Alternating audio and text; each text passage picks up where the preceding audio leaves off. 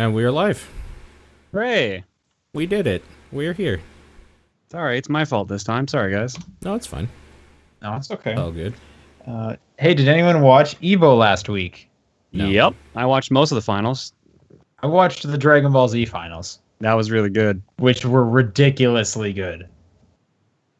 And we should go through I got two things to say about them. First, we should talk about the finals. Second, another dude from the top 8, this guy Nokami, he had a sweet play where he was down to like one character left, half health.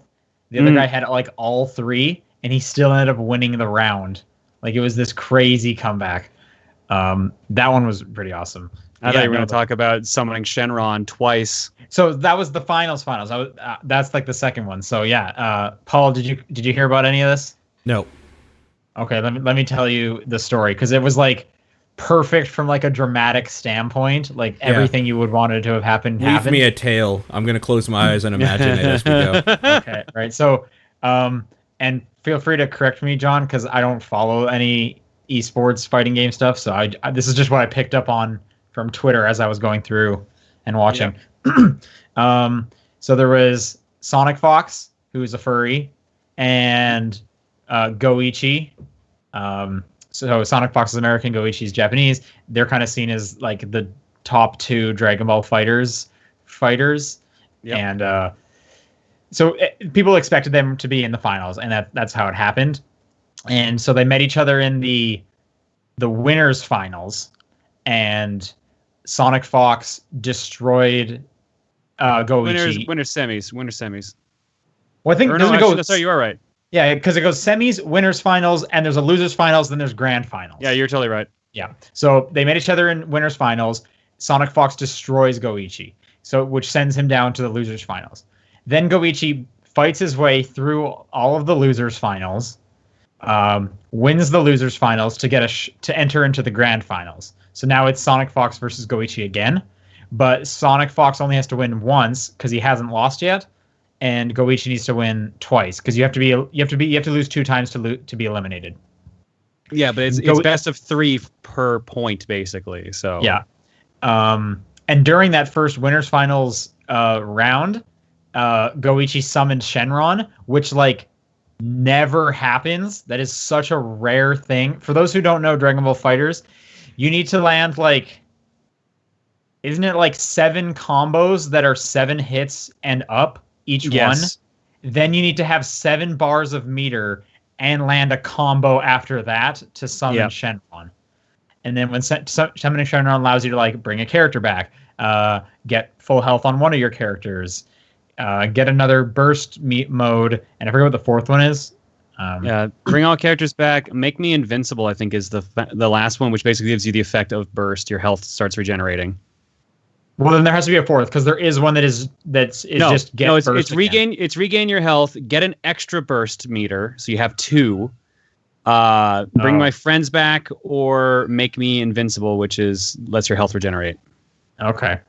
So he had summoned Shenron in the winners finals and still lost, and it was just crazy that Shenron was summoned at all, because it is so rare to see Shenron. Like, it never happens basically.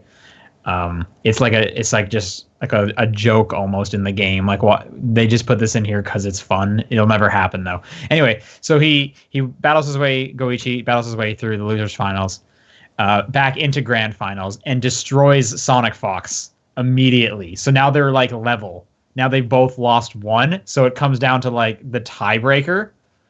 And there's a real good rivalry between these two, because like Sonic Fox is like, he's like all like happy go lucky, it seems like, and Goichi is just like stern.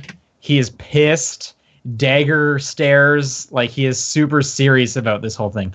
But then what happens is, and this was just kind of crazy.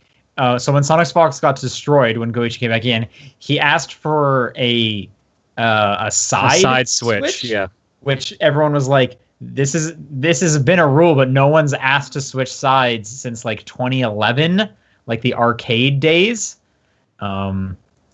And so they said, no, you can still do it. And they like flipped a coin, and he won the coin toss. So they switched sides, and he totally said afterwards, yeah, it was just to like freeze out the opponent, to like throw him off his game. No, he said definitely he said it wasn't to do that. It was he just felt more comfortable on the other side. No, I think he said both. Maybe I'm Really? mistaken. I thought he had said both. If he tweeted both, then let's see here. Well, I'm going from secondhand knowledge. I didn't read his tweets. I did read his tweet, and I'm pretty sure he said that he. That's going to take a bit to find it because there's so many. Anyway, I'll just finish up what happened. So they're battling again, and Goichi summons Shenron for a second time, and again loses. So Sonic Fox wins the whole thing, but it was crazy just seeing these the things going on. The joke was I was seeing on Twitter is because in Dragon Ball Z, Shenron sometimes he can't grant your wish because he doesn't have enough power, and it was Goichi was "Give me what's your wish? Give me the power to beat Sonic Fox," and he's like, I cannot grant your wish." Nice, yeah. And what then day was a really good tweet I saw was there was the ranking of the fighters.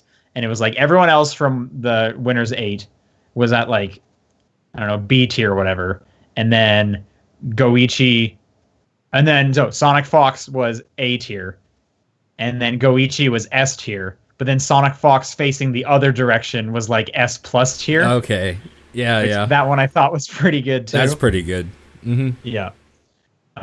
Anyways, that was just super exciting to watch. I was trying to explain it to my girlfriend who did not care. Right. But if you have any small interest in fighting games, I think that those finals are worth watching just from because everything that you would want to have happened. I found it, by the way. Okay. I like to add that my movement is cleaner on player one side, so I try to stay on that side the most.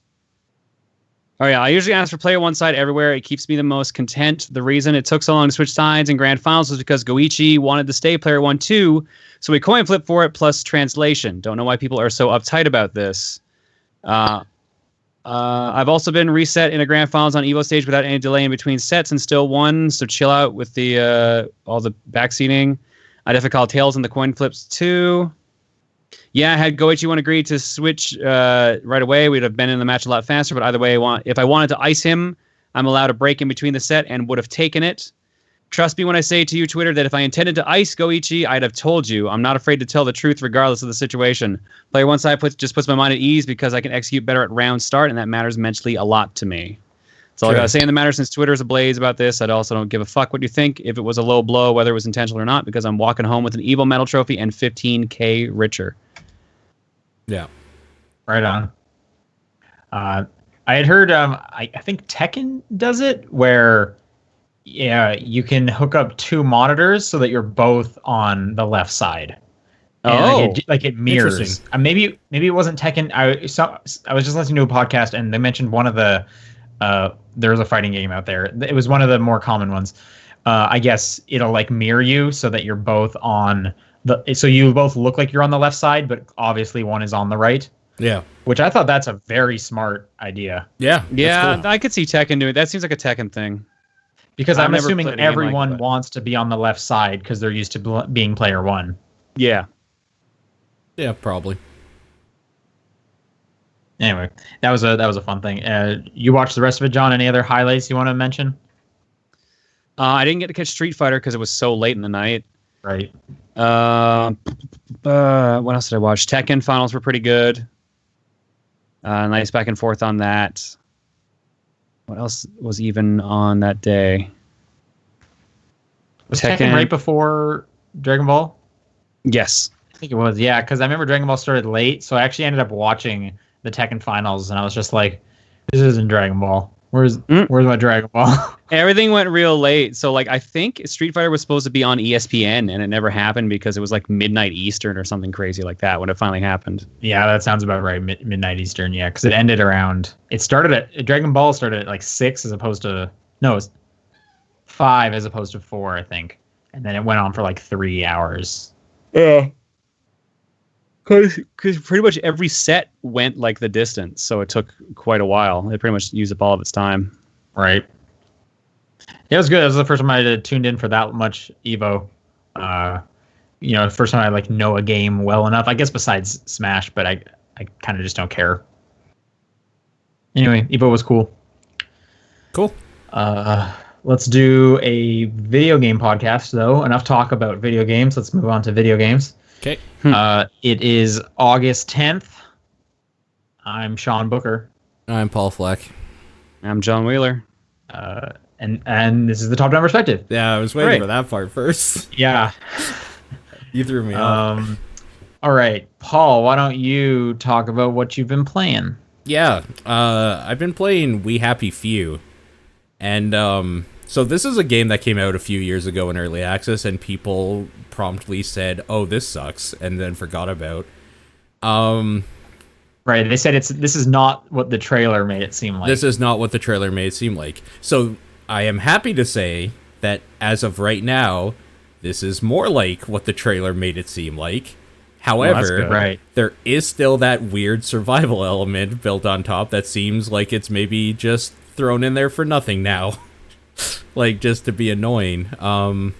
Which is fine. It's a thing in that game, so whatever. Because there is a sandbox mode still, even though it's not released just yet. They have the story mode stuff out right now, and it's pretty much what people were saying that they wanted from that thing. It is a weird alternate history thing where non-Nazi Germany won the war in World War II, and because there was no Nazis, the US didn't feel they had to like, there wasn't a whole human rights thing going on. The US didn't feel like they had to enter or any of that, so Germany won the war, and Britain did some deplorable things that they're trying to forget. And to forget that, everybody has to take happy pills, and if you don't take happy pills, you are a downer, and you will be either killed, arrested, or just exiled from their happy little community. And you play as 3 different characters. The first one is a dude who works at a government bureau where you censor the newspaper. And you do not take your happy pill because you are remembering something about your brother or something. Like, one of the articles that comes up for you to censor or approve has something about you and your brother in it, and it sparks a memory that if you take your happy pill to forget it, the game ends and you get credits right away because you just go on with the rest of your life, and that's that. If you do not take it, the rest of the game plays out where you are thrown out of the building, essentially, and you are running away from the cops and trying to survive and blah, blah, blah. There are 2 other characters that I have not seen their stories play out yet. One where you're playing a woman who is having an illegal baby or has an illegal child. And the third is some military dude, probably some PTSD thing if I were to assume. The way the game plays, I think, is kind of bad. It's kind of like Dishonored if Dishonored was a little clunkier and not made by a studio that, like, is able to make those games well. It does a lot of the same ideas where you can pick up random stuff in the environment to, like, throw bottles, for example, to, like, distract a guard and then go up behind them and, like, snap their neck or whatever. A lot of, like, stealth gameplay, or you can fight head-on, but you don't want to fight head-on because you suck at fighting people, and the melee combat's not very good to go along with that as well. It's the weakest part of the game, but I still think it's good enough that the story might take you through it. I don't know. It's one of these weird things where it's like, if you play the first half an hour and you're like, oh, this seems to, like, go places and this is interesting to me, you'll probably play through it because it looks really nice and it's like fine optimized and stuff. It plays okay. It's just that the actual mechanics of fighting and the stealth and stuff feel clunky and kind of uninspired in a way that's kind of a bummer. And then you add on top of that the weird having to eat, like, stale or rotten vegetables to stave off hunger, and then maybe getting sick from them and puking randomly and your vision going blurry and, like, filling up meters and that stuff. It's kind of a drag on what seems to be a fun and, like, well thought out story and environment, and it's kind of a bummer in that way. So if you have a computer that can run it, I would suggest maybe taking advantage of the, like, try it out on Steam and then refunding it if you don't, like, get into it in the first hour. You probably won't get into it at all. But I'm having a good time with it, and I would like to see the story through because I think it's going some interesting places already. Not a whole hell of a lot else to say about it. It's still that thing, basically, from 2 years ago, but it has a reason to play it now, if you are so inclined. Again, that's We Happy Few. More importantly, Monster Hunter World came out on PC, and it's fucking amazing, and it made me wish I played that game on PS4 Pro, because that game is beautiful, and even better when it runs at a full 60 frames per second, which it did not. Don't you have a for Pro? me. No. Oh, No. okay. I thought you had a Pro for some reason. And the fact that it no longer takes like 3 whole actual real-time minutes to load between things is like real nice. To just be able to go to different places and have it load right away is so good. There's not much more I can say about that game. It's still very good. Oh, the thing that was broken about it before on PlayStation and I'm guessing Xbox is the online multiplayer stuff was garbage. It's real good now because it's just integrated in Steam's thing. So basically, if you are part of a Steam community, anybody who's playing Monster Hunter in that Steam community will just show up as like somebody you could play with, or like you could join their quests and stuff. It just works. Okay. So, Cool. yeah, it's real cool. And Wait, that didn't happen on console with like your friend list? So on console, what you would have to do is, if you were able to invite people, the best way to get people on console was to send them a random session ID that would be generated using alphanumeric just code, basically, like X3BA whatever, and then like tell them to join that lobby, and then when they're in that session, you could like party up and stuff with them. It was a fucking disgrace. Like, it was actually the worst thing about that game, but like we just got used to it, just sharing like terrible session IDs over Discord and stuff and waiting for people to jump in. Now, session IDs still exist, so if somebody is not in a Steam group that you're part of and you want to play with them, you can either just invite friend, and that works, or there is a button to actually just save the session ID to your clipboard so you can copy and paste it instantly to somebody. Like, they actually made the online work, and I am so fucking relieved that it's just easy to jump in with people, because that's what was killing that game before. And now I'm hoping for people that jumped on early and were disappointed by that it's not too late for them and they can just be like, well, I'll try it again on PC and see how this game is now that I can connect with people. But like, that was the biggest bummer before, and it works perfectly fine now. So I'm super stoked about that. Super stoked to hear that Capcom is allowing Steam Workshop access, so there will be dumb mods, like probably, I don't know, a Rathian or Rathalos that'll like say, oh yeah, every time it spits fire eventually, just like, Sweet. yeah, just dumb shit like that. And I can't wait for characters to look like Sonic the Hedgehog running around or something stupid. That'll be great. Right. Yeah. Right. Yeah. So I'm super stoked about that.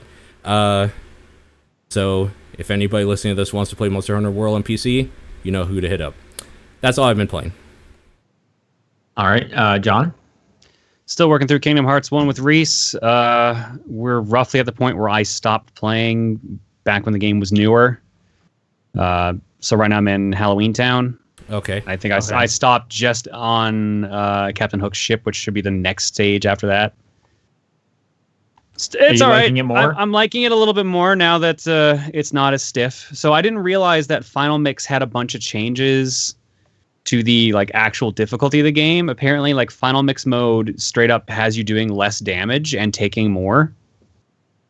And so wait, it makes it harder?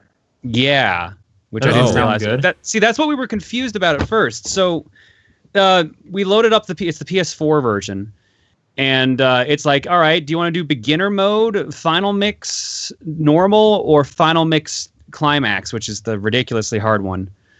So we picked Final Mix normal because that sounds like normal, right? Yeah. Yeah, Okay, it has the I word guess. normal in it. It does have Yeah. the word normal. But then again, So- Kingdom Hearts has lots of words in its name. Yeah, So I don't and know so what we- any of it means. So we found out the difference between Final Mix and normal, the original PS2 one, is that you do a third less damage, you take, I think, about a third more, and just like a bunch of the stuff has been balanced. I expected the balance. I didn't expect taking more damage. So the start was a lot rougher than it needed to be, but it feels like it's getting to a point now where it's kind of balancing back out. So wait, were people complaining that Kingdom Hearts was too easy? I guess, which is weird because I don't really remember it being considered easy. Right. I mean, I stopped playing it because I was like, this handles like shit, and I'm dying a lot. This stupid boss fight. So having that be harder sounds awful. But yeah, what's beginner mode? Beginner mode apparently is normal mode on the PS2 one. Okay. Oh. Huh. So easy and Final Mix is apparently just the PS2 one. Okay. Which is weird. They really did not convey that well. Yeah. You should, just call it like baby mode. You might as well have. Yeah, I'm liking it a bit more. Still got a lot of gripes about it though. Camera's trash. Platforming is really awkward to do. But like at least the combat's getting a bit more interesting because enemies like I'm able to do more now because I have more abilities, and Goofy and Donald are actually helping instead of just kind of getting in the way. Classic Goofy Donald. Yeah, I don't know. I'm sure I'll see it through to the end. The end of 3. I don't know about that. Other than that, we've been playing through, or I rather have been playing through Picross S2 because, of course, I have. That's all right. What's the new twist on Picross? The new twist is I forget the actual name of it. It's like Picross Clips or something like that, where you when you're clearing the normal puzzles, you unlock pieces of another bigger puzzle. So you go into the third mode, and then it's like, okay, there are 10 Picross puzzles. You need to solve them, and then together they will combine and make a giant picture. Why do I feel like they've done that? They have, but like the way it works this time around is like not all the pieces actually are the entire picture. So they'll take like, let's say 100 by 100 image, and then they'll give you 10 pieces of that randomly, and there's a bunch of empty space as well, and they just fill in the rest of it once you solve the other pieces. That sounds really familiar. Okay, isn't this like Mega Picross or something? Like I thought it is similar to that, like Micross, I think is what they used to call it, the Mega Picross. Yeah. But it's not quite, which has been throwing me off. Like it's the closest they're gonna get to that mode, basically. Okay. And all the puzzles are different sizes too, instead of just being always 10 by 10. Oh, so like weird. I've had like some that are 5 by 5, 5 by 10. 10 by 5, 20 by 10, like weird shapes and sizes. So it's all like non-standard Picross puzzle shapes as well. Do you ever get any that are like an L? Have no. They done that? I don't even know if that like mathematically could work with the way they do stuff. It could work, but it would. I think their HUD would be weird.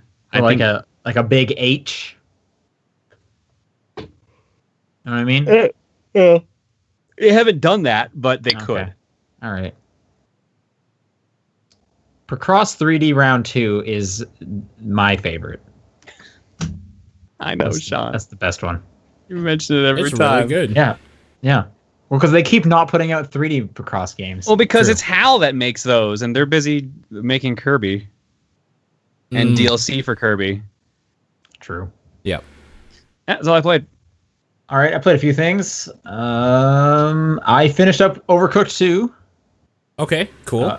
I can say that the issue that the first game had, where you needed to get like 3 stars on everything, and it got to be kind of real difficult at the end, is non-existent in this one. They give out stars hand over fist. I had way too many. So that's great. It's a much more friendly and I don't know, party game. Okay. That's nice. That's definitely real good. There's some real great new chefs, like a squid chef that I was pretty into. There's a bald eagle chef that I liked. There's one that's like a miner, and he has like a gold tooth, and he instead of running around on his legs, he runs around in a minecart. If you do, I don't know if it's doing all the secret stages or getting 3 stars on every single thing, because that's what I ended up getting both of those at the same time. You get an alien chef that I liked quite a bit. Okay, cool. Um, the story's just about the same as the last one. You finish it off with like a 15-minute thing where you have to do absolutely everything in every kind of stage and stuff like that. Yeah. So it's pretty similar to the first one, but being able to throw stuff is really great. There are stages that require you to have to throw things across gaps and whatnot, and they line things up nicely where it's like, oh, if I just take a 90-degree turn from this cutting board, I can throw it right into the pot. That's perfect. They have a chunk of DLC that I didn't get, but it's called the Too Many Cooks DLC, and it gets you 5 more cooks, and I appreciate that name. Yep. And there inside of there's like a unicorn and a walrus, so some really good chefs, and yeah, the online multiplayer works great. Cool. Yeah, that's really good to hear. Yep. Like I reviewed this, and I even said in my review, just the fact that they added online multiplayer should tell you everything you need to know. I could almost make the argument that if they released Overcooked 1 with online multiplayer, I might just buy that again. Yeah. No, I'm with you for sure. Yeah. Yep. That alone is worth it. So yeah, I super recommend Overcooked 2. It's a great game. I really like how the throwing mechanic makes it so that they have better, or not better, but like new interesting designs for kitchens. Like I saw the balloon, the hot air balloon or whatever, that it's just a bunch of balloons basically that you're throwing between the ingredients, and like one that goes kind of back and forth to serve the food. And then exactly that can crash down into like a kitchen that's on fire or something from the crash, and it's real cool. There'll be a lot of stages that'll transform. There's one where you're on like a cliff side. There's some kind of kitchen on a cliff side, and there's a river down below. So it's more of like a chasm, I guess, because there's like the two cliffs near each other, and you're in the crack, and that's where the kitchen is. And then all of a sudden, like the rain will come, and the water will just rise up and just pull your kitchen along. So now you're just floating down a river, still making food. That's so good. Yeah. It is very good. And then the one issue I had with the secret stages was that they didn't tell you how to unlock them. Okay. When you first come across them, they'll say like, hey, if you do something unique, you can unlock a secret stage. But they don't tell you what you need to do.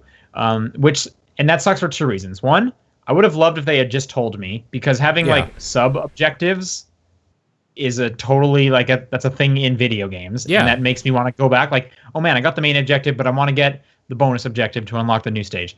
So I wish they kind of told me. And then 2, I wish what the sub objectives were actually interesting. But they're literally like, I looked them up online, and you're thinking like, well, maybe if you like throw something while you're on a conveyor belt and you like spin around 3 times, that'll be the sub thing or the weird thing you got to do.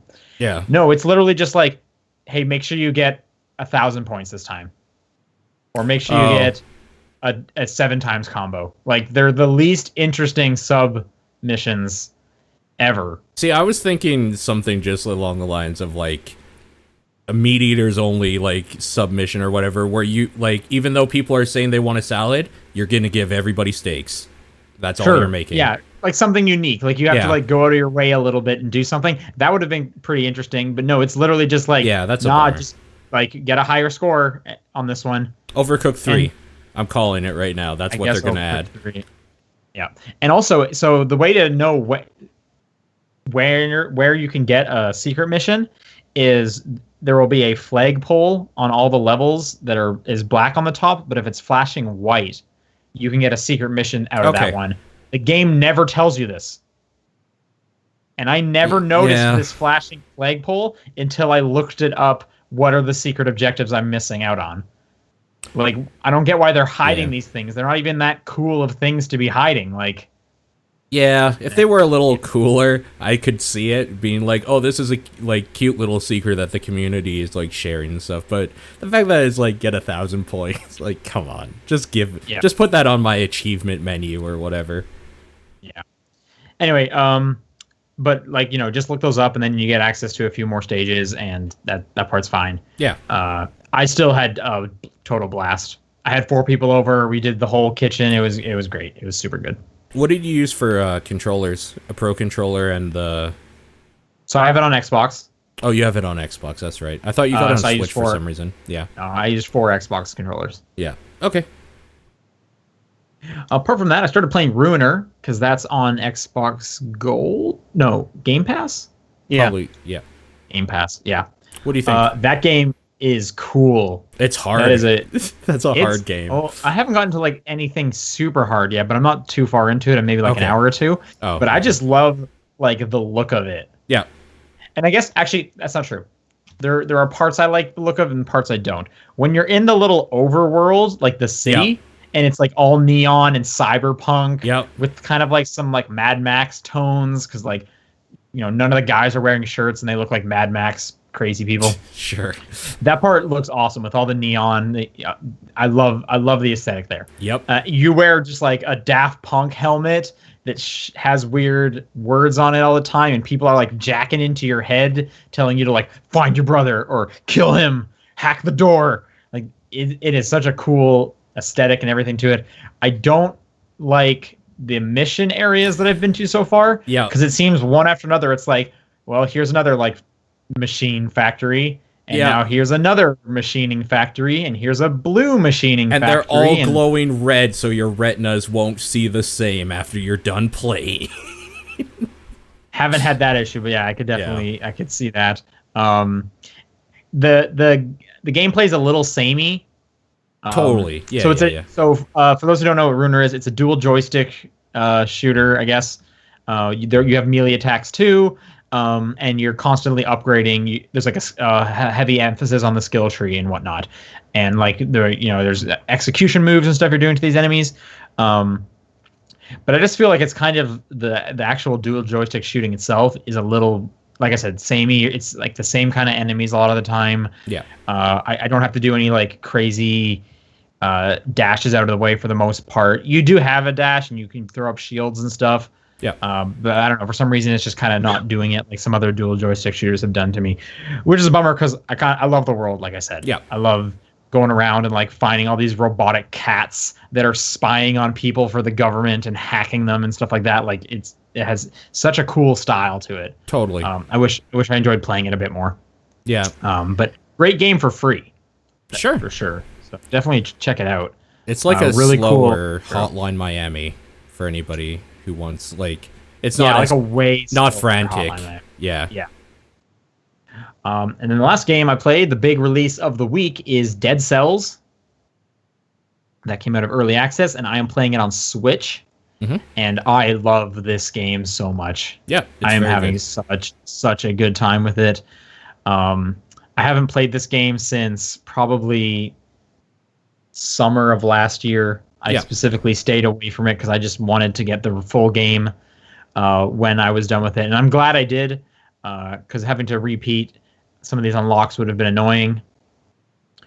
But it seems like near the end, like some of the new stuff they added was lore-related stuff, and I'm enjoying the kind of hints at lore that I'm coming across. I'm really trying to avoid spoilers. I like going into it blind and discovering things on my own. Yep. Paul, you've been playing it a bit. Yeah, I picked it back up. I've actually every time. That's not true. I've been playing it since like April of last year. Every time there's been an update, I've checked out the update and did at least one run to see what they've added. And 1.0 is just such a different game than what that thing used to be. It's hilarious. I think the thing I like about it is what you were saying, the like lore stuff and the weird little secret stuff that they've added. Just the fact that like anytime there's a grate in the background, like you want to just see if maybe you can push the right bumper button or whatever you're playing it on to like see if there's something there, because there might be, like, there's parts where it's just like, oh, wait, it's telling me I can do something here, and then, like, an arm comes out and tries to grab you or something. Like, it's very cool. There's a lot of little shit. I know exactly what you're talking about, and I'm trying to see if there's like an ending to that, but anyway. What's your like, go-to loadout? This is the thing, is that I don't know, because the meta, as it were, has changed so much. It used to be heavy bleed with ice, but now it seems like fire damage might be too strong, so I think I might try more fire damage. For a while it was toxic as well. I haven't done much fire damage. I typically always keep a sword. Yeah. I like the balanced blade quite a bit. I like the fast weapons. Yeah. And then I'll go from either a fast bow and arrow, or I like the freeze blast as well. Yeah. Although my most recent like super good run, I had a really strong bow and arrow, so I've been kind of leaning towards that a bit more. Always have an ice grenade, and always have a turret. So here's the thing, is that so it's kind of whatever I have that's good is the thing I like or build around that run, because there gets a point in that game where you've unlocked so much stuff that you can just start with garbage. Like, it'll give you a whip, which is generally not very good, a shield, which I just don't like the shields in this game. I haven't even tried them, but from what I've seen, I just don't want to deal with shields. They've actually empowered shields so that they're like quote unquote usable, but I still don't like them at all. And like sometimes you'll get like the kick, which is okay. I haven't tried that either, but yeah, like the 300 kick, right? Yeah, it can be okay, but the problem is that its range is limited, obviously. So like you can later. It's one of these games. Well, it's probably the same range as a sword, I'm assuming. Yeah, about that, but a sword's faster moving. This has like a wind-up time to it. Oh, okay, all right. So it's like the hammer. Yeah, kind of, or the broadsword. I don't have the broadsword unlocked. Okay, fair enough. It's one of these games that when I get to a certain point, it's actually the same point every time after the first boss, where if I can't kill a certain type of enemy, Stilt Village. Stilt Village. I think there's another one you can go to if you go the other route as well. I don't want to talk about. After the first boss, can't you only exit from one way direction? There's two bosses. There's two first bosses. Okay, so actually, before we get into that, yeah. I was saying I'm tired of this first boss that I keep getting every single time. I wish there was multiple ones, enter the gungeon. Do you have to do something specific to get that, or you have to go through a different way? Yeah. Okay. I just don't want to try and figure it out. That's why I didn't want to actually bring that up. There are so many secrets throughout in this game. It's awesome. Yeah, for sure. So I don't know if the other way takes you to Stilt Village is what I was going to get at. But anyways, there's certain types of enemies that I just feel like if I can't take care of these with something I have, I'm going to restart the run because I cannot finish the game based on like what I have. But you're coming from it like where you have stronger things unlocked. Because like when you were saying that, I was like, I don't think I've ever had a weapon that strong. So it's the Isaac thing again, right? Where it's like you unlock more stuff, you have more of a chance to get something shitty and get synergies that don't work together. They have fixed that. That has been a problem forever in this game. They have fixed it by every rest stop between stages having dudes that you can reforge your weapons to see what things that they can do, like the perks they have on them. Yeah, the perks they have. That's exactly, yeah. But there is still very much a power creep where if you don't have either a good synergy or one good thing that can get you through, you're fucked. Like there's no way. Or you're going to be beating your head over it. And I'm impatient and I'm not going to fight the last boss for half an hour only to die in the last minute because that's infuriating to me if I can't make some progress that way. And it looks like with your PC save, even though it updated to 1.0, you kept all of your progress. Yeah. Okay. Yeah. So we're basically starting from completely different scenarios. Totally. Yeah, for sure. So starting from your scenario, you should just play every run because you need to. Yeah, I do. You need to unlock the stuff. So that makes sense for sure. It is one of those games that for the longest time you will just do a run even though you think it might fail because you want to get more cells to unlock more stuff, and that's perfectly fine. But then it has that like end game thing where, okay, I have stuff unlocked. Now I have to think about how I'm going to play this game because the game gets brutal in a way that is super fucking unfair. Like at the end, it's pretty bad. And I love that about it. I really like the depth that this game has that it doesn't seem to have maybe on the surface level until you start diving in. And yeah, it's just so dope. It's one of the best games this year released by far. I'm enjoying it quite a bit. It's a lot less Metroidvania than I had thought. It is much more just like a run-based game. Yep. Because you're not returning it at any point with the new abilities. Well, yes and no. In the standard sense, you're not returning to like previous areas with a new ability. However, when you die, if you did get a new ability, you can then use that in earlier areas on a subsequent run to access new areas. Like, for example, once you get the ability to properly tickle those vines, you can then get to the toxic sewer. True. Other than that, you all you could do with the vines was tickle them, and they wouldn't grow. Now they'll grow. Or when you tickle the sarcophaguses and are able to rub the sarcophagus. Oh, sorry. Yeah, of course. Yeah, that's a better euphemism for sure. Yeah, exactly. Yeah, you got to rub it properly, and then you can teleport. It looks like there's gonna be some kind of like wall jump mechanic or third jump, it seems like, because I'm coming to a bunch of things that are too high up. There also seems like there's a ground pound mechanic that I'm missing. So I just need to like start tackling things in different ways to try and find these new abilities. Yep. But it's very good, and the speed run mode is pretty cool too, where at the beginning of each stage, and somewhat throughout, there will always be a door there that if you got to it under a certain amount of time, it'll open and it'll give you a bunch of like goodies, which I haven't tried yet because I've been like slowly exploring everything. But that's something you can do too because I could definitely see the first like prison area getting boring doing it over and over again, and you do still get rewarded by running through it and ignoring some of the upgrades you could have collected. So that's really smart. Right. That's for later on in the game. Like when you're starting off, you want to explore and see all this stuff and get the things unlocked. But then the speedrun things that you get from there are like just usually a bunch of cells that you can spend to like get those blueprints unlocked for you. So yeah, I like that they play it both ways, where it's like you can either go fast or slow or whatever. It's just such a good game. You start with a double jump. That's great.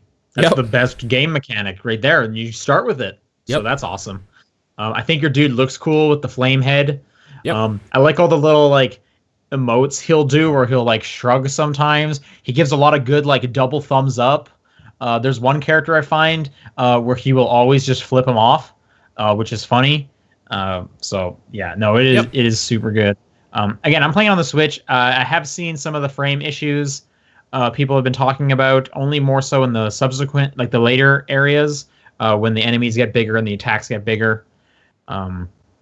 Obviously, docked, I get a lot less of that, but it hasn't been much of an issue personally.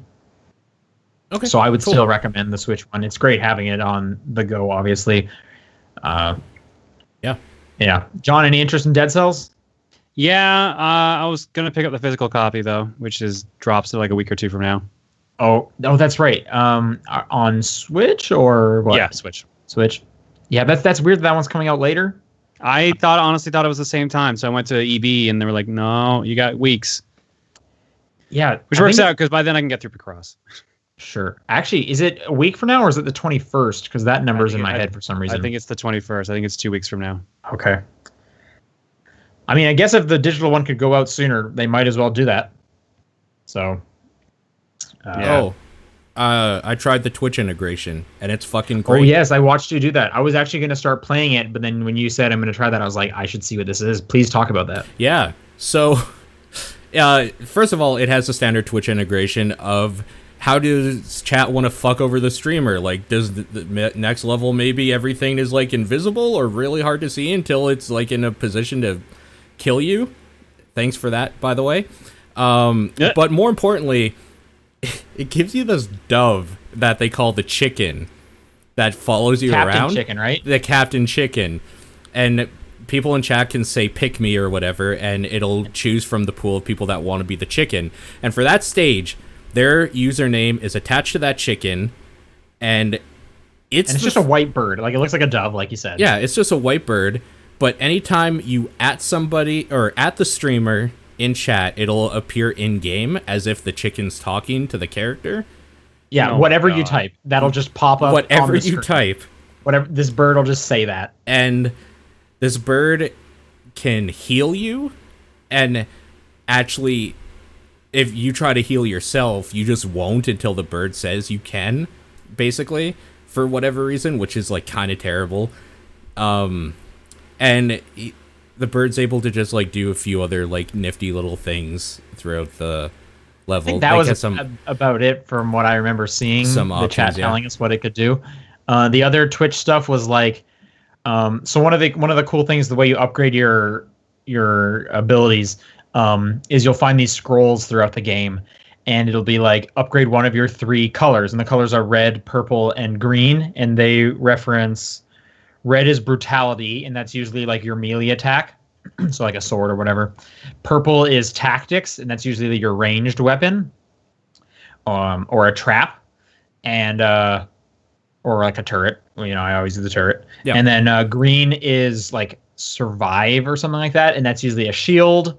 Some other items. I rarely get a green item. So anyway, and then when you pick one of those, it'll make those weapons or items stronger. It'll also give you some health, and then to balance that out, what it starts off with, like, you know, red will give you 50% health, purple will give you a 40% boost, and green will give you a 60. And if you pick green, next time green's only going to give you like a 37%, but the other ones are still going to be higher. So it actually kind of makes you even it out if you want to get a higher health boost. Yeah. So what happens with the Twitch integration is Paul would have grabbed one of those scrolls, and then it asks us to vote what do we want to give him, and then he ends up getting the ability that we choose to upgrade. You could even pick a boss enemy. You could like control a boss enemy. So I did that when he was fighting the concierge, and it's not great because it times you out. Like, it was like, would you like the boss to like summon zombies or summon flies or do a jump? And I'll type in like zombies, and then I had to wait like 10 seconds to type in the next one. And then I had to wait 16 seconds to type in the next one. And by that point, Paul had beaten it. And it was like, well, this sucked. Okay, so that's how they balanced that. I was wondering. Yeah, because when you were like, yeah, Sean, you suck at it. And I was like, I was allowed to type 2 things in there. Like, believe me, I can type zombies real fast. Obviously. Also, yeah, as Homer is saying, there's something where it said the chicken would attack, but we didn't vote for it, so we didn't get to see what that meant. Oh, okay, I didn't see that happening.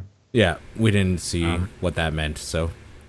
And then, like, the basic Twitch stuff as well, where when you die, people in chat can say GG or, like, nice try or get good or whatever, and it'll appear on the screen with the username saying it to, like, taunt you and shit. Just all that basic stuff that's in other games. But, yeah.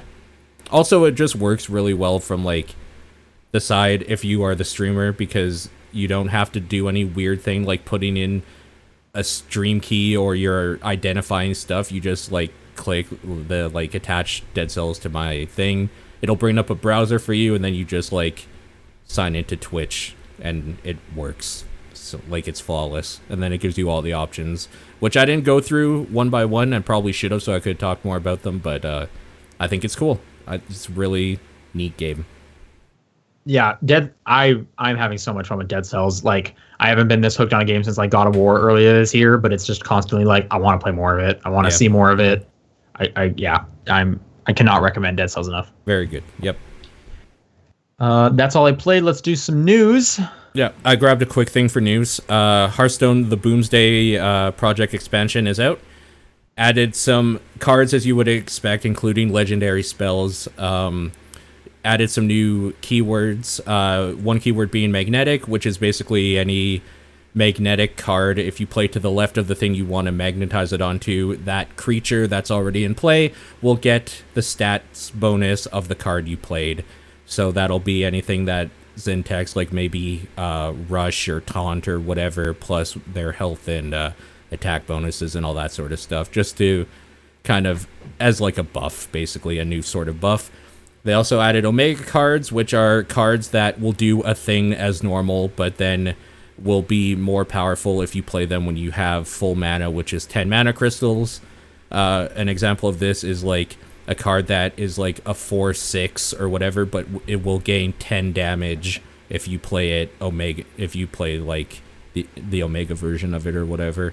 So just a way to make early game cards like actually have a huge turning effect in the end game.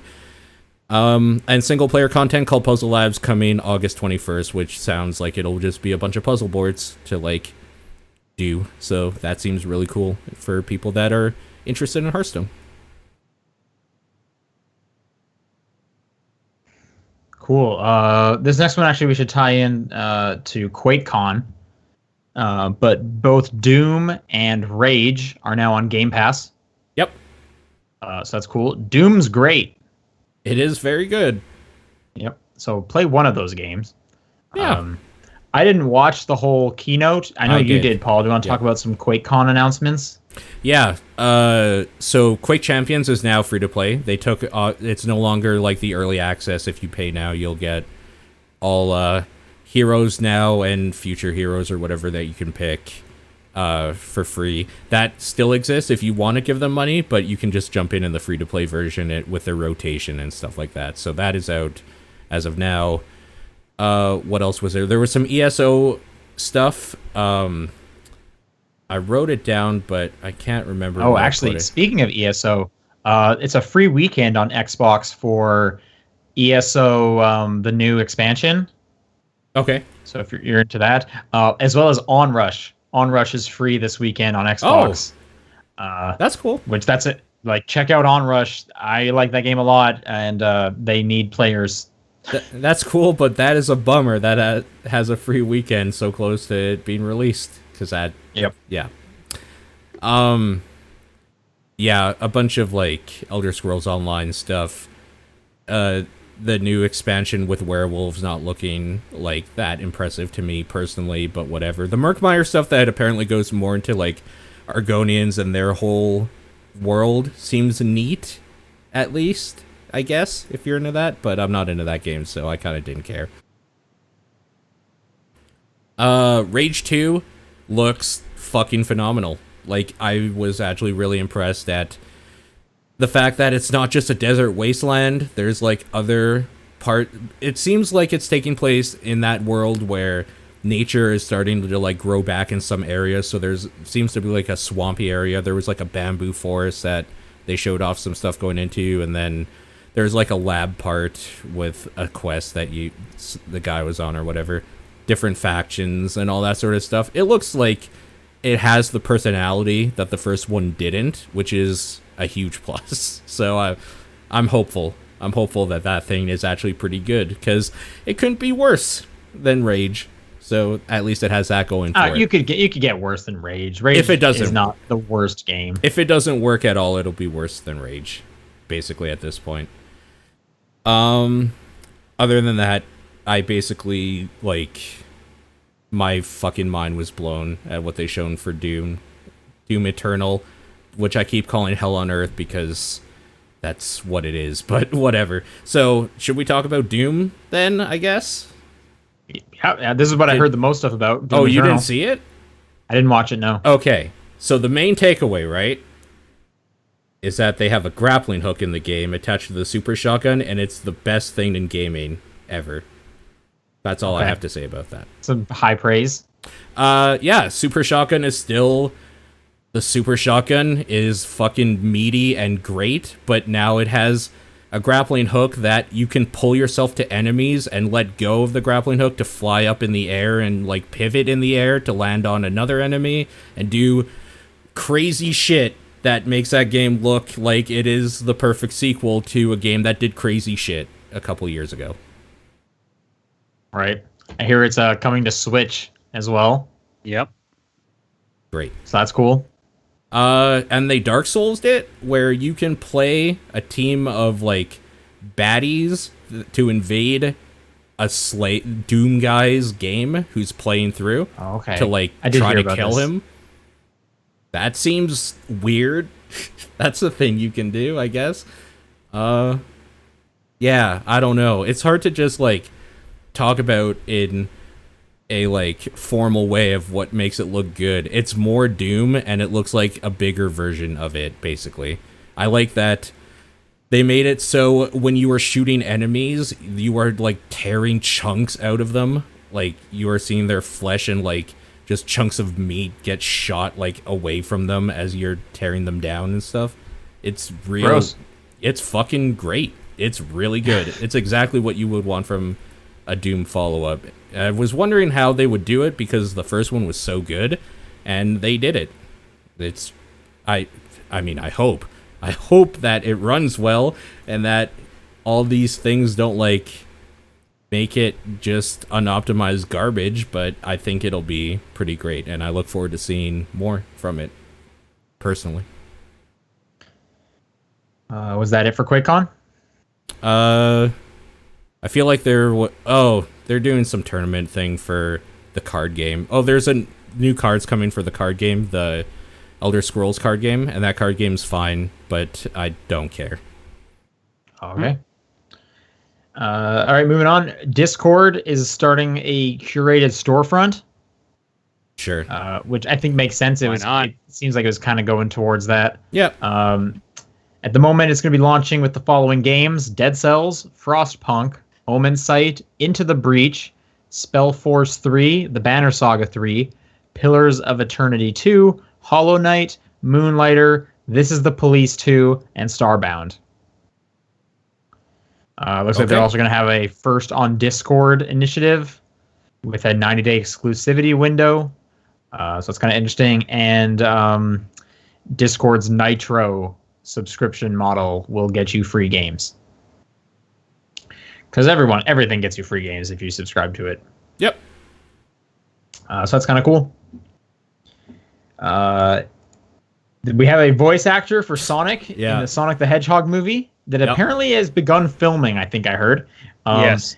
We have Ben Schwartz, which I like Ben Schwartz a lot from Parks and Rec. I don't like Sonic, but I mean, I'm kind of, that's sure. I like Ben Schwartz. I mean, this will be weird. I'll probably end up seeing this movie. So anyway, Ben Schwartz is my favorite character on Parks and Rec. I'm putting that out there.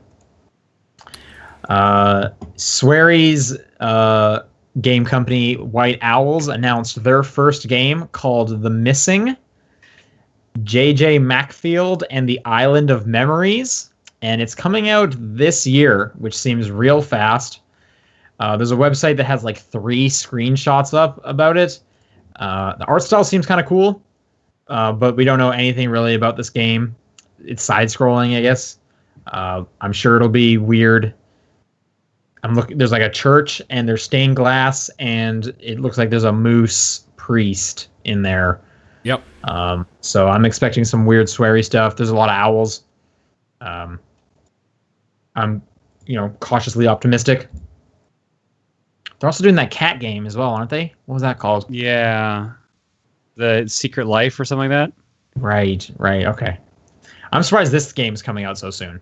I would assumed anything announced would have been a next year game, but anyway. One of the bigger news stories this week was regarding a review on IGN from Dead Cells. Did either of you? Well, Paul, you heard about this? John, did you hear about this? Yes. I heard about it, but I didn't read into it. So let me just try and get the names correctly.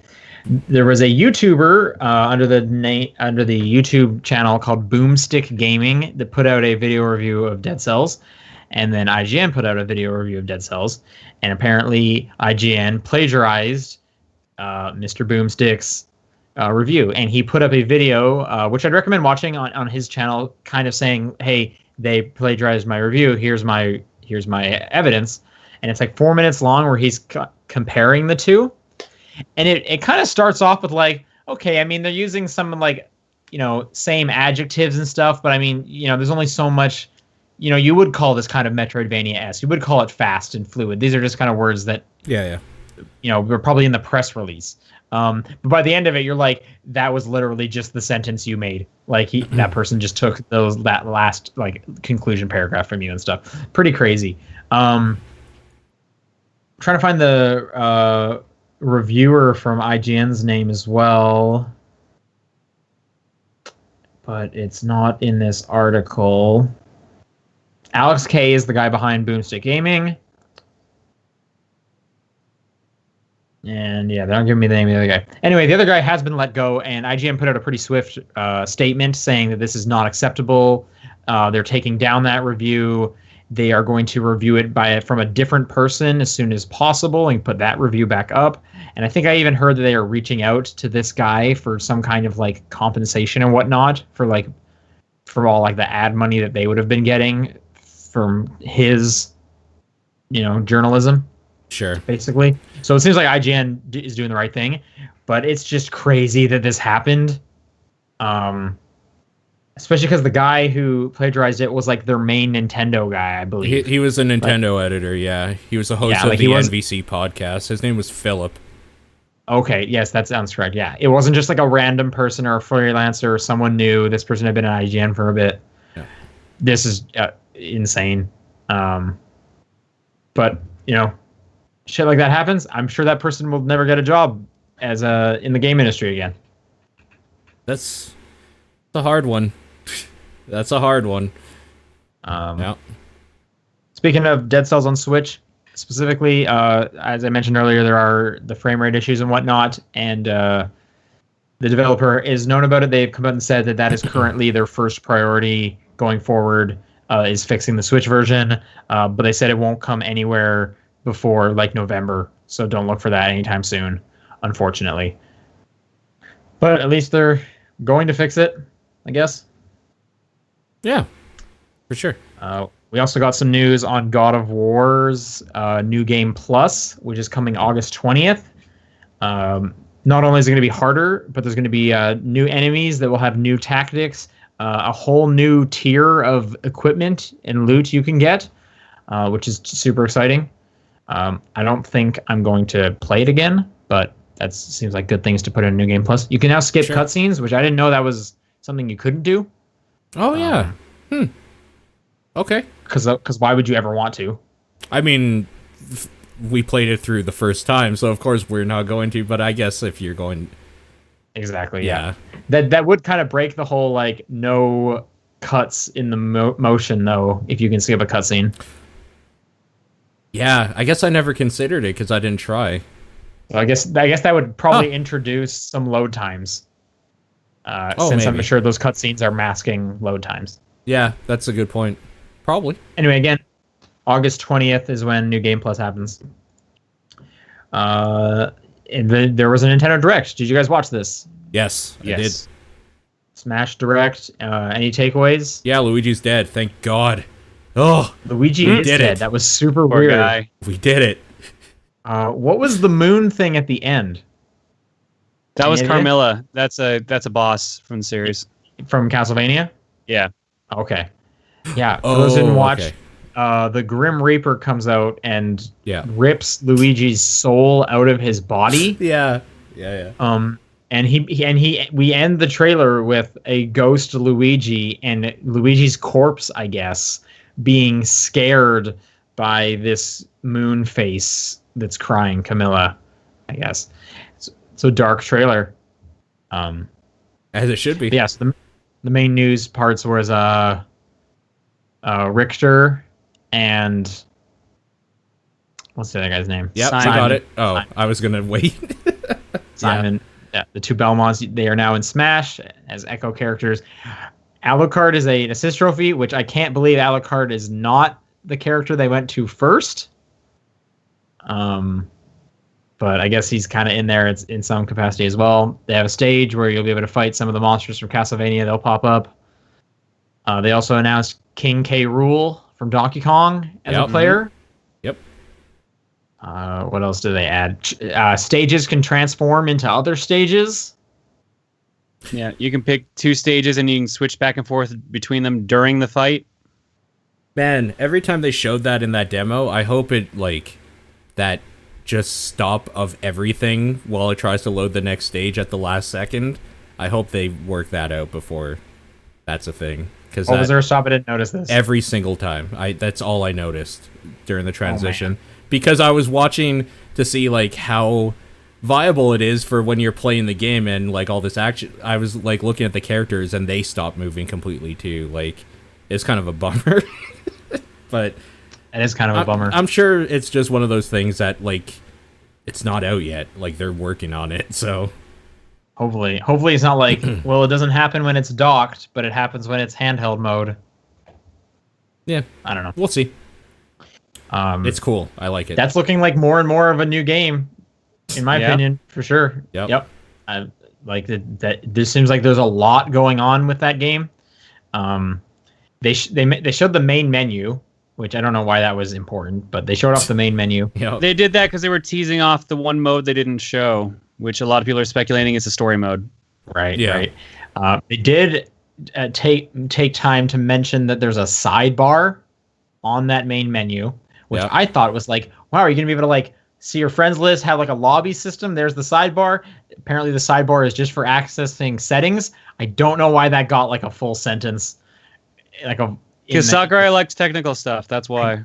That's true. I should have known that after the E3 thing. They will show off literally anything that they spent an hour on. So we didn't mention Dark Samus and Crom also being added as Echo Fighters. Right. Yep. That's true. Also, the Rathalos as a boss fight that unlocks an assist of him later or whatever from Monster Hunter. They said it's the first time the boss fight has also been an assist trophy. Yep. So that seems shoehorned in. Why not? Sure. Yeah. Let's just do that, I guess. Here's a thing I really, really like. I really like the soundtracks being available in just a playlist form for me to listen to. I really like that. I think they've always had that, hadn't they? The 3DS one had it. But when or something just the similar. 3DS one? The way that you could just like put it on and then like close your system and still listen to it. Oh, okay.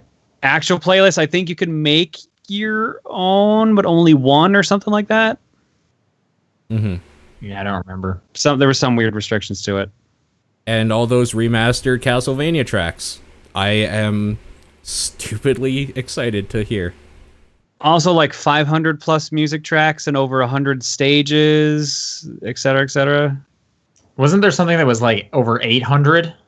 That was including like all the menu music and all that jazz. I think he said. Okay. Yep. I really like the small stuff, like being able to show all fighters, including Echo Fighters, as separate slots, or like condensing them and then switching between them. Yeah. I really on the like menu, just the character select screen. small UI stuff like that is like what I live for these dumb little presentations. I just like seeing the little nitty gritty stuff like that. Yeah. Yeah, looks good. Like Yes. I'm looking forward to it. Yep. I'll play that game. Yep. I think adding the Castlevania characters is a really good idea. Mm-hmm. Yeah, for sure. And then the last little thing was there was a big Red Dead 2 trailer. We got some like our real first good look at the gameplay, and that's a very nice looking game. I'm looking forward to some getting back into Red Dead Totally. Cowboys. So if you're interested, check out the Rockstar's YouTube account. There's like a 6-minute long thing they put out. And with that, let's do some questions. topdownperspective@gmail.com is the email address. At TDP Podcast on Twitter, the Facebook group, the Discord channel, and John's P.O. Box are where you can send questions in. I can read this first one from Eduardo. What are some of the best shmups, not counting Dan Maku games? Gradius series. Yep. That's probably my favorite. I've never even heard of Dan Maku. I mean, Bullet Hell. That's another way of saying bullet hell. Yeah. Okay. So there's this game that I think came out recently that I tried the demo for, and I think I'm going to pick up, called Black Paradox. That's been kind of fun. If people want to check that one out. I don't play enough shmups to have much of a recommendation. I liked Aegis Wing on the 360. That game was free. Okay. Yeah. I will always stump for treasure games, Ikaruga, Radiant Silvergun, and Gradius 5. I like that Shoot 'em One Up or whatever game as well. That was an Xbox indie game for $1 for a long time, and now it's on Steam as well, or has been for a while. But Second question from him. What is the best place to live in the GTA? Which I assume is the Greater Toronto area, which I don't know why you'd ask that, as none of us live in Toronto. I thought it was like Grand Theft Auto. Where do you want to live in Grand Theft Auto? I mean, we could answer both. We could also answer that. Okay, I don't know enough about Toronto to answer that one. The best place to live in the Greater Toronto area is Toronto. Yep. There Okay, you go. good. And there's no way that could be the answer. I mean, like the question. Where do you want to live in GTA? Fuck. I feel like you're just picking cities at this point because, Los like, Santos, I guess. I don't know. Vice City would probably be pretty fun. Vice City would be kind of fun. I could see that. Sure. And then he has a add-on about the question from last week about ska soundtracks. I didn't intend for it to be limited to video games, so if there are any other soundtracks you'd like to mention, that would be great. I can't think of any. I'll ska always soundtracks. represent Five Iron Frenzy. And the Mad Caddies. And obviously Real Big Fish. Those are not. Are these not soundtracks? These are just artists. These are just artists. Okay. I can't think of a lot of soundtracks that are very ska focused. That's the problem. Yeah. There's not that many actually soundtracks that are just ska. Like they're either done by one band, like Incredible Crisis is, or it's just bands. Yeah. Next question from VGC Kenny. Hey TDP, I have two questions about the definitions Sean's give. Sorry, what were you saying? Sean? I just said, oh. Oh, okay, sorry. I have two questions about the definitions Sean gives, as well as a dumb question. First, Sean says that the Scott Pilgrim game is the best movie game. I'm not denying its quality, but is the Scott Pilgrim game really based on the movie, or is it based on the books and came out around the same time as the movie? It's actually based on neither, because the ending is different compared to the movie, which is different compared to the books. So it is his own entity entirely. Yeah. So here's the thing: is that when that movie was being made, that series of books wasn't done yet, so they worked together to do different shit, basically. Yeah. Also, I'm pretty sure it's the movie rights that have fucked up the game being still released, so it is definitely a movie game. Right. Yeah. I also think it doesn't really matter. They're all based on the books, and either way, it was still it got turned into a movie and then got turned into a game. They're all kind of like the same story in parallel dimensions, almost, basically, for the different mediums. Yeah. Second, last episode, Sean defined the Switch as the perfect console. While it is a very good console, I would say that a console couldn't be considered perfect until after it's had its run. This is because a console is only as good as the game it has. Again, the Switch has good games, but could just easily crap itself out by the end. Still, based on the criteria of console with the best games, what would you say the best console? To be clear, PC doesn't count. I mean, PS2 is like my favorite, probably, so. But I like the 360 a lot. I'm probably going to go with PS2 as well. I was going to say SNES, but then I realized there's a lot of trash games on the SNES. There's also a lot of trash games on the PS2. But... And there's a lot of trash games on the 360. I mean, but the PS2 can also play PS1, so that gives it an edge. yeah. That's and true. DVDs. And DVDs. For the time, that was big. I still use it as a DVD player every now and then. 360 can play HD DVDs if you have the attachment, so That's no very other true. console can do that. That's true. Got me there. I guess this comes down to do the negatives like bring things down, or the positives they can like stand on their own. And for how long as well. Because I remember this was Will Smith from Tested was saying this when he was reviewing Orange Box. He was like, Portal on its own is 10 out of 10, but because it was included in Orange Box and he didn't think one of the Half-Life chapters was good, that the Orange Box itself gets a 9 out of 10. Okay, sure. Or should the Orange Box just get a 10 out of 10 because it has Portal in there? Right. I agree with the 9 out of 10, honestly. I do too. You think so? Getting the bonus bad content brings down the good content. I think you have to take into account the bad. Yeah, they're taking into account the whole package. Yeah, I think in that review I would definitely mention it. I think I would still give it the 10 out of 10 though. That's fair. I don't think the bad would take it down. That's my opinion. It's how you would look at it. So sure, yeah. Because every console, it's going to be like, wow, but the Switch has like Breath of the Wild and Odyssey, but then maybe its last 3 years were garbage, but like its first 2 were amazing. So I don't know. It's going to be subjective, obviously. And I think when I was saying the perfect console, I was one, making a joke about everyone wanting things on Switch, and two, having a console that can do handheld and docked is just ideal in this world now. Totally. Yeah, it's the feature over the content. Yep.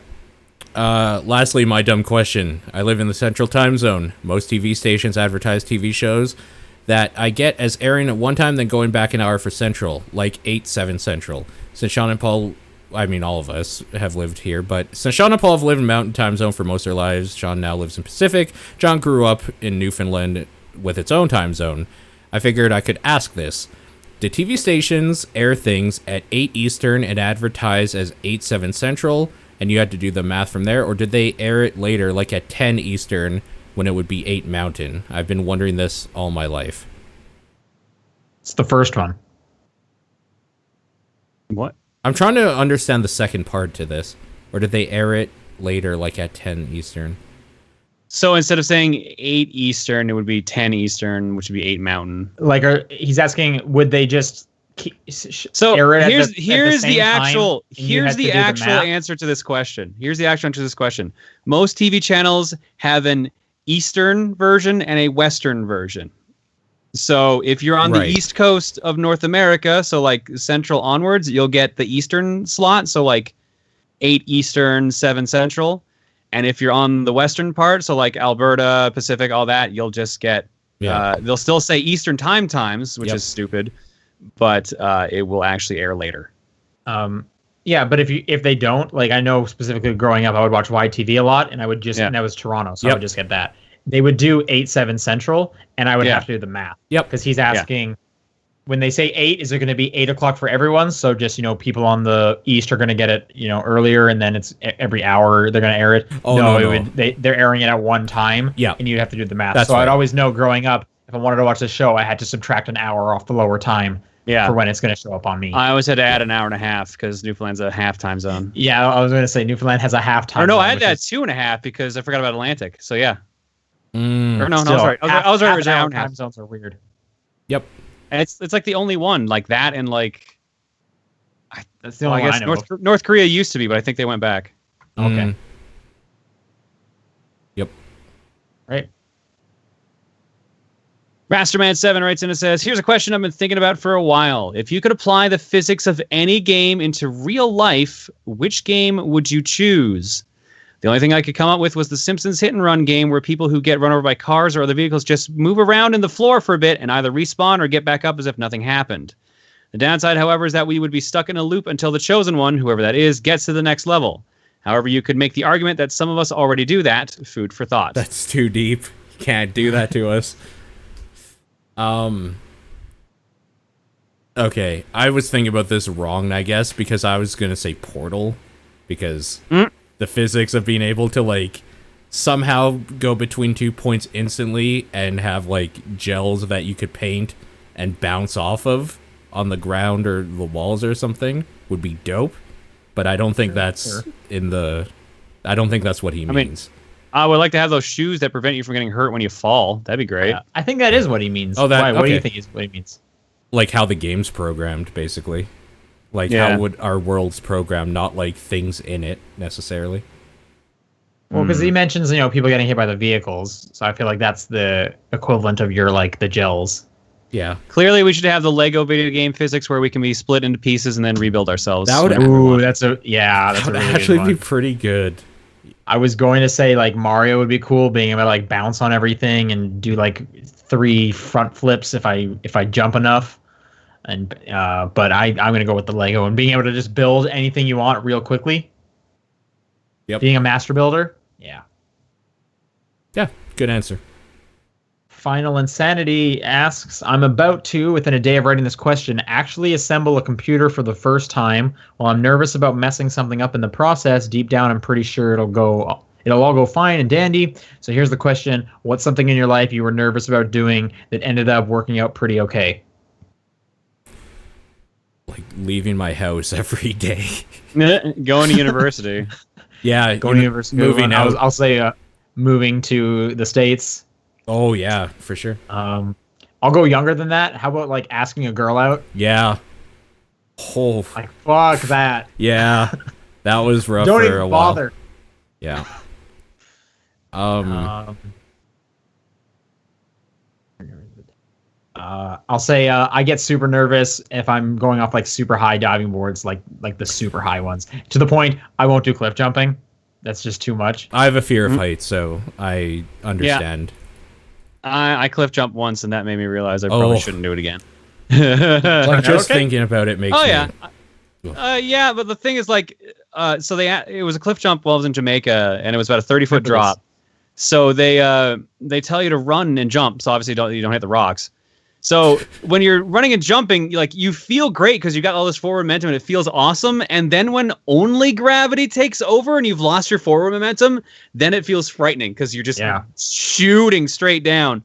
I made the mistake of plugging my nose when I landing was on your the water. stomach. No, God, no, that would be like you would die from that. Like you would be paralyzed. But no, I made the mistake of like grabbing my nose, and when I hit the ground or hit the water rather, I hit it so hard that my thumbnail sliced my throat, my nose. So my nose was bleeding when I got out of the water. Oh, okay. I could see that hurting like the underside of your arm too, from it hitting but maybe not. Mm. Yeah, those are the ones that came to mind for me. Yeah. Moving out was the big one for me, like leaving the nest, as it were. I remember being so freaked out for that. And then the minute my parents left the house I was in, I just started jumping around excited. Yeah. Did you guys move far from your parents, though? I'm assuming this was for school? Yeah. And John, you moved far, right? Yeah, definitely. Yeah. I moved across the country. You went across country. But my parents also moved across country. They just moved 8 hours north of me instead of like 8 hours of flying. At the same time? For me. Yeah, so they moved to okay. Fort McMurray and I moved to Calgary. So. Oh, okay. And Paul, did you move from Edmonton for school? No, my parents moved to Edmonton and I stayed in Calgary. Like I moved out in Calgary. Okay, you just moved out but stayed in Calgary. Yeah. Okay. Sure. Yep. And then I moved to Lethbridge, which was only like 2 hours away. Yeah. Are we okay? MFK Golden says, what is one game that was critically hated, but you enjoyed playing? Personally, Sonic Adventure 1. I feel attacked with this question. I thought Sonic Adventure 1 was actually like critically and liked. So was Sonic Adventure 2. We looked it up. Yeah. Okay, one game that was critically hated that I enjoyed playing. God Hand. Yeah, God Hand's good. The one I always go to is, and I can't even remember what its name. What was the like? It was like the ripoff of Infamous, or it came out at the same time as Infamous. Oh, Prototype. I love Prototype, man. I had a decent time with Prototype, apart from everyone saying that was bad. Stealth consuming people was a dumb but fun mechanic. Totally. Mm-hmm. I remember people talking shit about Demon's Souls because that was before Dark Souls like got the formula that got everybody all hot and bothered, except for like a few critics like Demon's Souls. I really liked that game. I ended up playing that on Cookie last week, and I didn't fully see the appeal, I guess. I mean, you're 11 years Demon's Souls? late, so also that it's understandable. It's the worst controlling by far. So, yeah. It has problems. I liked it a lot, though. Do you have an answer, John? I did. God Hand. Oh, right. God Hand. Yeah, okay. And then this last question is yours. From DQ Hayes. What would you do if you were individually trapped in a modern Captain N scenario? Also, which device / controller / console would you choose as a weapon? I don't know what this is. So I know it was a show, but are we waiting for Captain N and all of that group to save us, or are we part of the group? Like we are the Captain N equivalent in this, where we get sucked into a video game world of our choice, and we have some sort of real life accessory that's turned into a powerful weapon. So, like in Captain N, like he had the zapper, it was a laser gun, and he had the controller, which he could use to pause time or like make super jumps and stuff like that.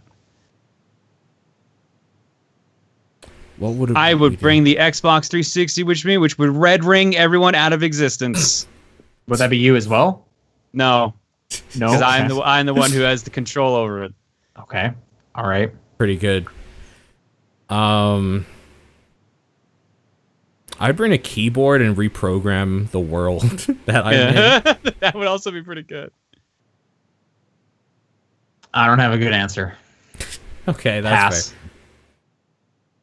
Also, you get to hang out with Mega Man, who talks like this for some Have reason. you seen all the people who are super excited that every Captain N character's in there now, except for Kevin himself? Oh, really? No, I had Yeah, no because idea. Simon Belmont got added, so everyone's like, "Oh man, the Captain N crew's complete." Maybe This Kevin is will be Smash, in there. obviously, right? Yeah, Smash. So everyone's hoping that there's going to be like a me outfit for like Captain N, and then that would be perfect. That'd be pretty good. And that does it for questions this week. Again, if you want to send them in next week, it's topdownperspective@gmail.com, at TDP Podcast on Twitter, the Facebook group, the Discord channel, and John's P.O. Box. What's your games of the week? Monster Mine's Hunter Dead World. Cells. Picross. Always Picross. Cool. A couple notes on Patreon stuff. The Sonic Adventure 2 episode is live now, so go listen to that. That's an episode for sure. There was some weird Patreon billing issues that a bunch of people got hit with last week. We got hit not too hard. I think everyone's sorted that out, but maybe check your billing information, make sure it's all good. Yeah. And next Friday, the submission thread will go up. So if you're in the top tier, look out for that around the time of next week's episode. Yeah. Anyways, see you guys later. Thanks for listening.